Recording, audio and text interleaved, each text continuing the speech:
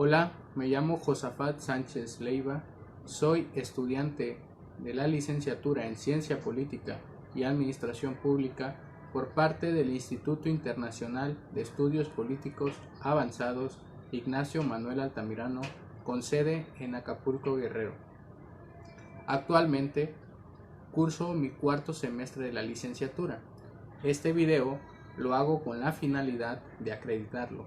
El módulo lleva por nombre Estado y Sociedad México 1.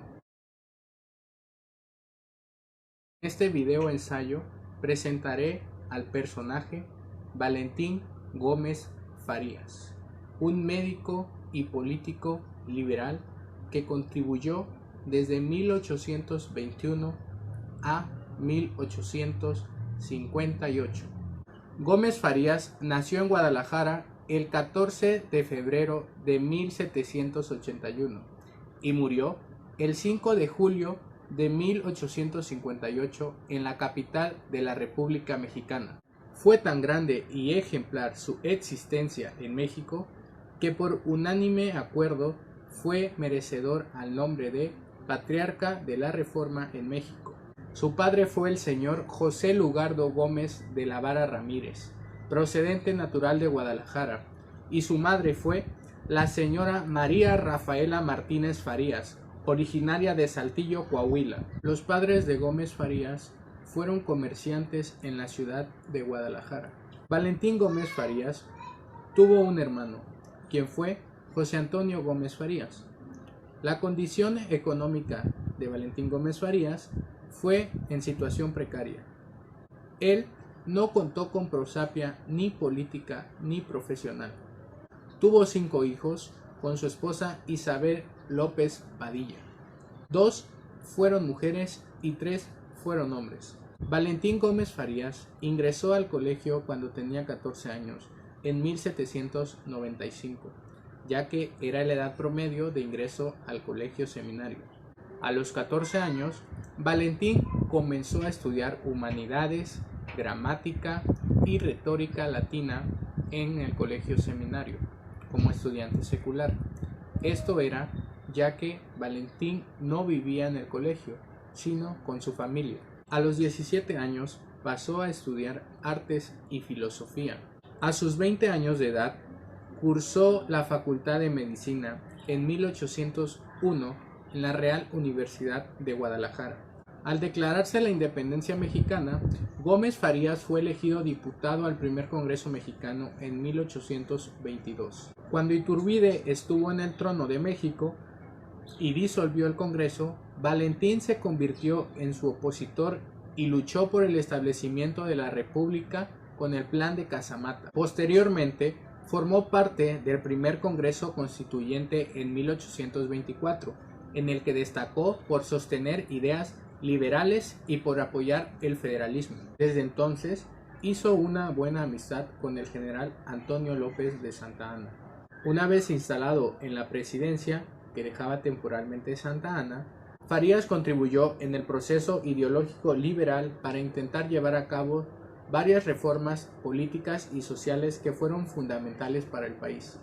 Esto le trajo a Farías varios conflictos, y era normal, ya que él se había metido con las 3 fuerzas más poderosas en ese momento en el país, quienes eran el ejército, el clero y los acaudalados. En el contexto en el que Farías comenzó a hacer todas las reformas que atentaban contra el clero, el ejército y los acaudalados, la iglesia era rica. La iglesia estaba sin pagar impuestos.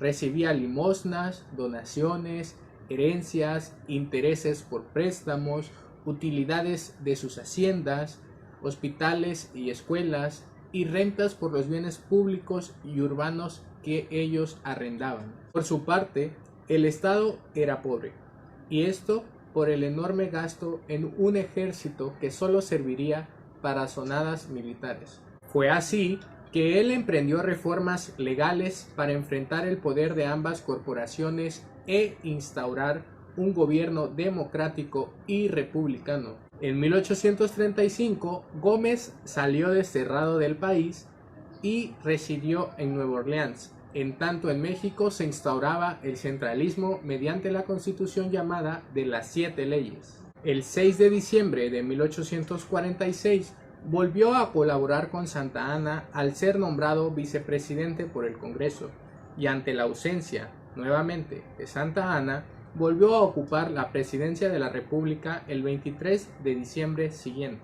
Desde ese cargo, restauró la Constitución Federal de 1824 e intentó obtener recursos para financiar la guerra mediante un decreto de expropiación de los bienes de la Iglesia por 15 millones de pesos. En 1854, Farías se unió al Plan de Ayutla y al año siguiente presidió la Junta de Representantes del mismo plan.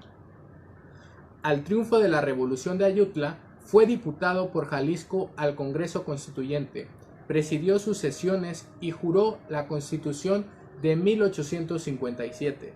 El programa político impulsado por Gómez Farías tuvo los siguientes propósitos: libertad de culto, separación de la Iglesia y el Estado, abolición de los privilegios del clero y el ejército, destrucción del monopolio del clero en la educación pública, y propuso también la enajenación de los bienes del clero para pagar y consolidar la deuda pública.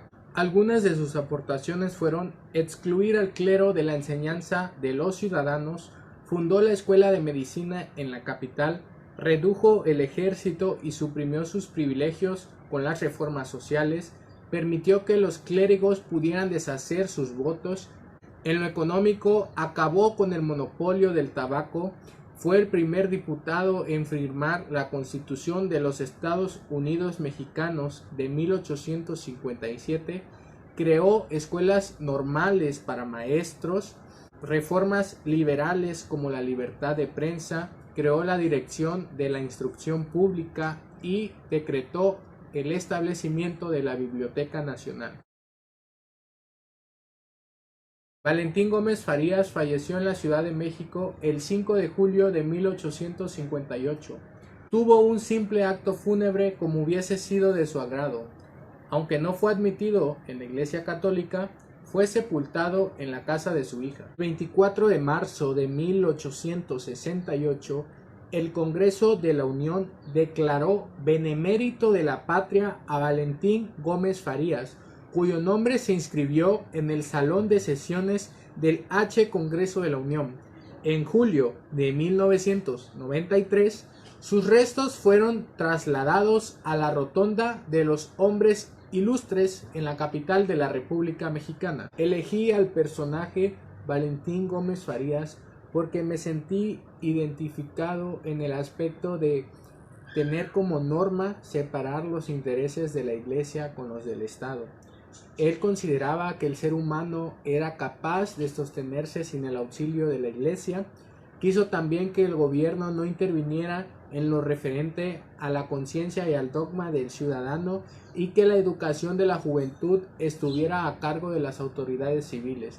En lo personal, eso me pareció para ese tiempo una idea muy innovadora y además una idea muy arriesgada, porque en ese momento estaba en auge el clero, el ejército y las personas acaudaladas. Es decir, Valentín Gómez Farías fue de frente, fue sin miedo, porque era un hombre de convicciones, era un liberal ilustre y siempre se recordará como ese hombre de palabra. Es triste ver que después de todo lo que hizo Valentín Gómez Farías, los enfrentamientos entre conservadores y liberales siguieron, mediante la promulgación del Plan de Tacubaya, mismos que hicieron los conservadores, desencadenando la Guerra de Reformas o Guerra de 3 años.